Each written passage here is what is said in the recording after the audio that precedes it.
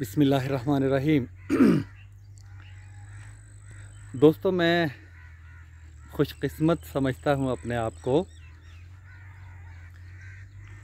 क्योंकि मुझे हर रोज़ अल्लाह ताला के पैदा करदा कुदरती नज़ारे देखने को मिलते हैं। इनसे मैं मुस्तफ़ीज़ होता हूँ और मुझे खुशी मिलती है जब मैं नहर के किनारे चलता हूँ, चलते हुए पानी के साथ साथ, और दाएं बाएं गंदम की फसल है हरी भरी और सिट्टे लगे हुए हैं हरे। और मुझे याद आया कि गंदम का सिट्टा असल में गंदम का फूल होता है। इसे फ़ारसी में गुले गंदम कहते हैं। कितना खूबसूरत लफ्ज़ है और ये हमें भी इस्तेमाल करना चाहिए, गुले गंदम। और पीछे ज़रा देखें तो ये साथ साथ कुछ सरसों के खेत भी हैं, जहाँ सरसों के ज़र्द रंग के फूल, पंजाबी में कहते हैं सरसों फूली हुई है, सरसों फूली हुई है, यानी फूल आए हुए हैं। और पूरा खेत सरसों का जब सरसों फूली हुई हो तो कितना दीदा ज़ेब और ख़ूबसूरत लगता है। बहुत से फ़िल्मी मनाज़र आपने देखे होंगे कि सरसों के खेत से वो लिए गए होते हैं, वहाँ फिल्माए गए होते हैं, क्योंकि सारे का सारा ही ज़र्द रंग का एक मंज़र वो अपने आप में एक ऐसा मंज़र पेश कर रहा होता है जो कोठियों और कारों और बंगलों में रहने वाले लोगों को देखना नसीब नहीं होता, बल्कि बड़े बड़े महंगे इलाके जहाँ पे एक आम आदमी रहना तसव्वुर भी नहीं कर सकता, वहाँ ये मनाज़र नहीं देखने को मिलते। ये आप दूर जाएं तो मेरे सामने वो एक लसूड़े का दरख्त है, फिर आम है, आमों को बूर लगा हुआ है। वो गाने भी बड़े आमों के बूर के बारे में हैं, चंद माही अंबियां नूं लग गया बूर। और फिर ज़रा दूर नज़र दौड़ाएं तो मुझे कमाद नज़र आ रहा है, गन्ने की फसल। और हम चाहें तो हम उस गन्ने की खेत में जाकर गन्ने भी चूस सकते हैं। और इसी तरह बाएं तरफ मैं देखता हूँ, ये कीकर के साथ साथ ये गंदम ही गंदम, और ये चने हैं, ये साथ चने की फसल है। और कच्चे चने खाने का तो फिर अपना ही मज़ा है। बल्कि ये गंदम भी जब थोड़ी सी पकना शुरू होती है, अभी मुकम्मल तौर पर नहीं पकी होती, उससे पहला मरहला पकने का, तो काट के हम भून के खाया करते थे, अम्मियाँ उसे कहते हैं। और चने भी उस मरहले पे जाके आग पे नहीं, ये आग जला के फिर उसके ऊपर भूनते थे पौधे समेत, तो फिर बड़े मज़े के ये बनते हैं। और भी आप देखें कि ये जानवरों की अभी कुमरियाँ यानी फाख्ताएँ, उनकी बड़ी आवाज़ आ रही थी जब मैं दूसरी तरफ जा रहा था। सुबह सुबह आए तो ये कोयल क्या बड़े परिंदे बड़े पुरजोश अंदाज में आवाज़ें दे रहे होते हैं। लेकिन जो जमूद का शिकार हैं, जो लोग जो आराम पसंद हैं, जो घर से निकलना पसंद नहीं करते और उनके पाँव में उनकी सुस्ती की बेड़ियाँ पड़ी हुई हैं, वो इन मनाज़र की खूबसूरती और इनसे लुत्फ़ अंदोज़ होना और इनको देखना और इनका एहसास अपने अंदर एक खूबसूरती का जागुज़ी करना, ये वो क्या जाने। ये आड़ू है, साथ एक खूबसूरत दरख्त है, थोड़ा दूर मेरा ख्याल शायद ना नज़र आए आपको। सफ़ेद फूल है और आड़ू का फूल जब फूला हुआ होता है, पौधा जब फूला हुआ होता है तो सारे का सारा फूलों से भरा होता है। मुख्तलिफ़ रंग के आड़ुओं की जैसे कई किस्में हैं, सैकड़ों किस्में हैं, तो फूल भी उनको मुख्तलिफ़ रंगों के, हल्के गुलाबी, पीले, सुर्ख और सफ़ेद, ये रंग के। किन्नू तो यहाँ इस इलाके में बहुत से बाग हैं किन्नुओं के। वो वहाँ पे वो गुड़ भी बना रहे हैं, थोड़ी दूर न मुझे नज़र आ रहा है। तो ये सारे मनाज़र, यकीन करें मैं तो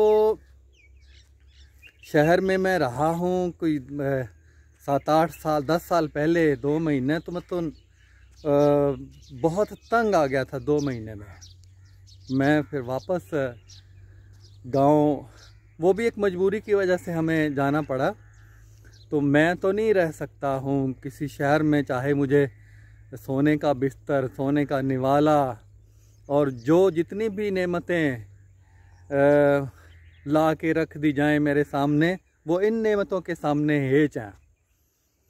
मैं कई साल मैं बीमार भी रहा हूँ, घर में लेटे रहना सारा दिन कमर की तकलीफ़ में।